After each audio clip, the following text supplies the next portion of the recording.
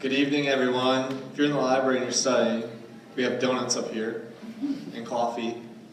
You don't need to listen to us or engage with us. You can just come up and get a cup of coffee or donut if you'd like. But we do have a pirate expert who's going to give some podcast recommendations and some ways to stay intellectually smart. That was redundant. But are you ready for this? Are you ready? All right, that's enough. Here's Professor Lillie.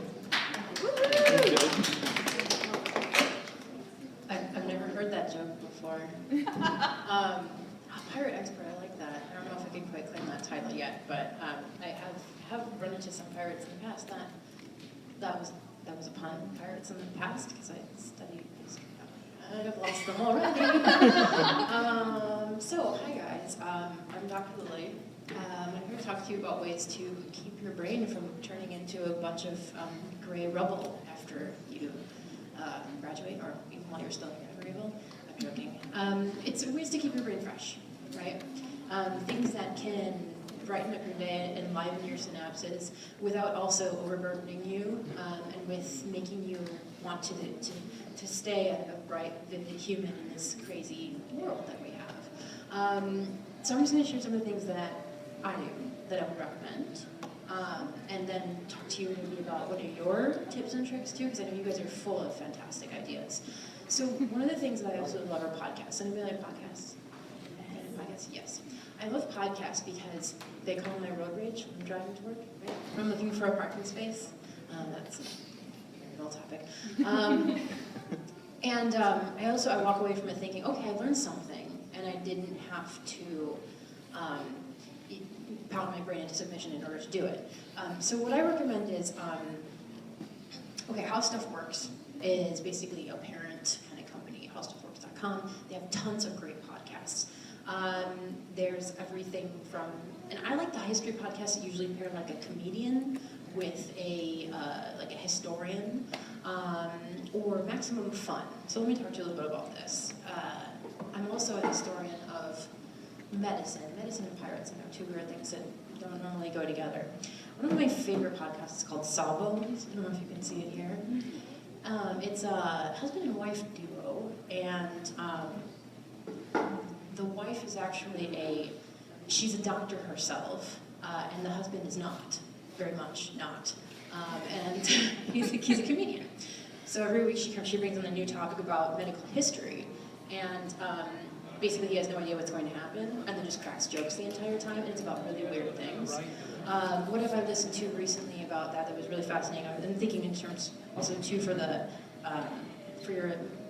medical professionals or future medical professionals out there.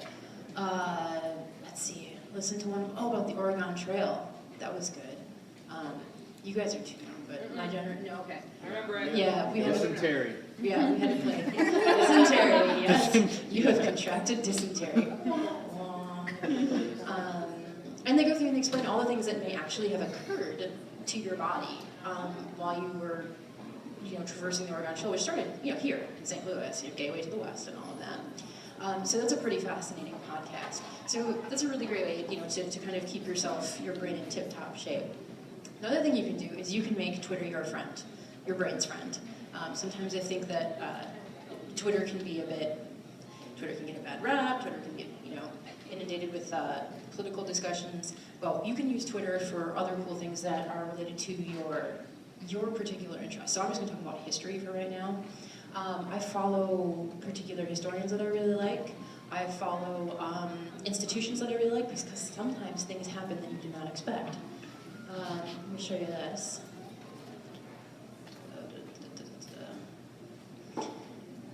This is one of my favorite things ever to happen on Twitter.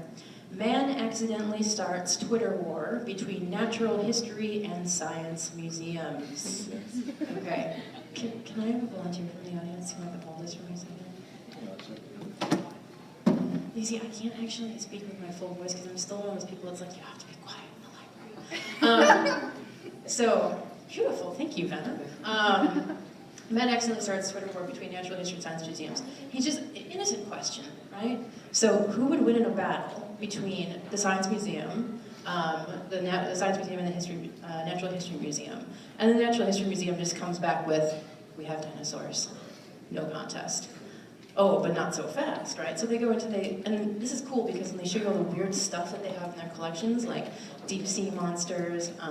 This is I don't know what to call this. It's like an 18th century merman, which is very clearly someone took probably the skull of a poor monkey at one point and then put it on top of a fish and made this thing that, I mean, these are the kind of weird stuff from history that you want to learn about, right?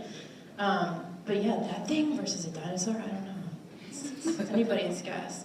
So along the way, though, what you do is you learn deeper, weirder parts of human history that then give you a new perspective, I think, on our strange existence. So I would recommend that. So using Twitter, oh, that's mine. Use it selectively. What else was I going to talk about? Blogs. I love blogs. Again, I'm going to talk about history, but Marie Antoinette's Gossip Guide to the 18th Century. It's great. It's like the tabloid of Louis the 15th and 16th and everything that's happening behind closed doors and teeny tiny little rooms on Versailles. That was some psychological warfare right there. Has anybody ever been to France? Have you ever been to Versailles? Okay. You know how you get to walk through the huge rooms with the hall of mirrors and all that stuff, and you think, oh my gosh, this is amazing, it's huge, right? If you were actually a 18th century French aristocrat, you had to move there, right? So that Louis the 14th king could keep an eye on all of his little minions, and then he would put you into a teeny tiny little room that would be really cold and drafty all the time, so he can manipulate you. So, cool things from history. Yeah, I don't know. So I guess those are just some of the ways that I think about that are easy, that don't take a lot of time, that still keep you kind of exhilarated. They're on camera now. And then keep your mind kind of fresh and quick and snappy. Yeah, I don't know. So what do you guys do? Yeah, You're like, whatever, with what free time? Yeah. Yeah, I think the best thing you can do is maximize your commute. Listen to podcasts, or there's great courses and stuff like that too. The great courses, I don't know if you guys have heard of that, but it's a little bit musty, because sometimes they're slightly older professors who are still standing at a lecture and being videotaped. You can listen to those, but you're like, well, okay, wait, that's like homework, so never mind. Yeah, do you guys use Twitter? Sometimes. I recommend it. Yeah. What are your favorite Twitter accounts? It's gonna be I have to go back and check. I have to plug my friend John, who is a University of Cambridge historian, and his Twitter handle is Early Modern John. And he just, yeah, I know, it's a double entendre, okay, guys. It's all about weird stuff from the early modern period. So if those of you who aren't familiar, think of the Age of Empire, right? And he studies language, and he had a funny post a couple of weeks ago, I think, about really modern language battles and stuff. I don't know, it's cool stuff. Yeah. That's the first one that comes to mind. But you can just go in there and search for anything that interests you, and then just click through, and because then you get neat stuff all the time. So, other questions? How do you spend your free time? Are you listening to more podcasts? I don't have any free time. How do I spend my free time? I listen to a podcast probably every day. Because I live back my drive when I cook, so I just have stuff on in the background.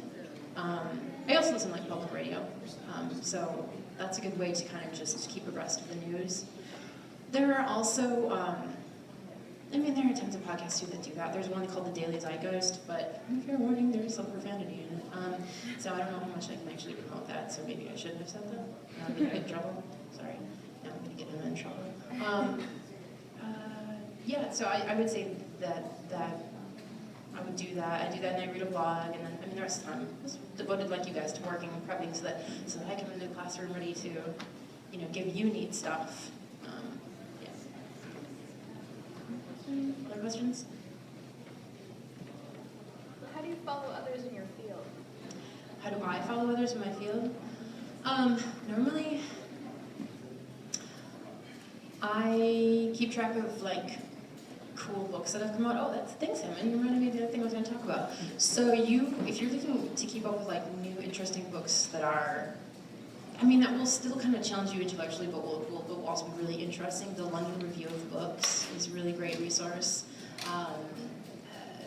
Let's see, I think the New York Times and those generally like kind of book reviews that come out in major newspapers too are a good way to kind of like keep up on that. And then I look to see if they have a Twitter account.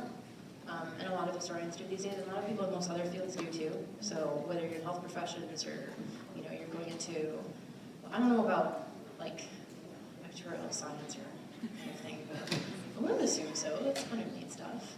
So, yeah. Other questions? Yes, sir. Besides keeping you engaged in intellectual thought, how else do you think that doing things like podcasts and blogs, how do you think that helps you in your personal life and also professional life?